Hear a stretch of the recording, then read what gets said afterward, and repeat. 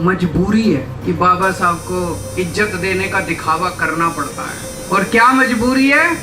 Vote चाहिए इनको, SC समाज के वोट चाहिए, इसलिए दिखावा करना पड़ता है इनको बाबा साहब की पूजा करने का, बाबा साहब की इज्जत देने का। बाबा साहब अम्बेडकर ने जब संविधान सभा के अंदर, कॉन्स्टिट्यूशन असेंबली के अंदर जब डिबेट चल रहा था, उस वक्त बड़ा कड़क बहस हुई थी कॉन्स्टिट्यूएंट असेंबली में। किसी ने कहा कि वोट देने का अधिकार सबको नहीं होना चाहिए, किसी ने कहा कि अनपढ़ लोगों को वोट देने का अधिकार नहीं होना चाहिए, गरीब लोगों को वोट देने का अधिकार नहीं होना चाहिए। ये प्रस्ताव आया केवल पढ़े लिखे लोगों को या इनकम टैक्स देने वाले लोगों को ही वोट देने का अधिकार होना चाहिए।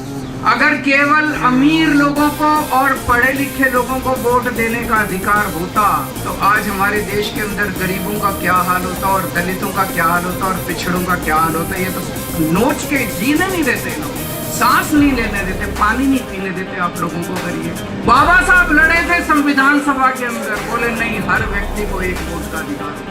अगर ये वोट देने का अधिकार हर व्यक्ति को नहीं होता जो बाबा साहब ने दिलवाया, आप सोच सकते हो क्या हाल होगा इस देश में। बहुत बुरा हाल होता। अभी तो वोट देने का अधिकार है, तब ये लोग झुग्गी वालों को वोट के पहले जाके कहते हैं कि जहाँ झुग्गी वहाँ मकान, और जिस दिन चुनाव के नतीजे आते हैं अगले दिन झुग्गियां तोड़वा देते हैं। इतने बेशरम लोग हैं ये लोग। वोट देने का अधिकार है तब इन्होंने जीना मुश्किल कर रखा है। अगर वोट देने का अधिकार नहीं होता ये तो सबको प्रशांत महासागर में ले जाकर डुबो देते, सारे गरीबों को, सारे अनपढ़ लोगों को। कोई स्कूल नहीं बनवाते आप लोगों के, केवल अमीरों के स्कूल होते हैं इस देश के अंदर, कोई सरकारी स्कूल नहीं होता।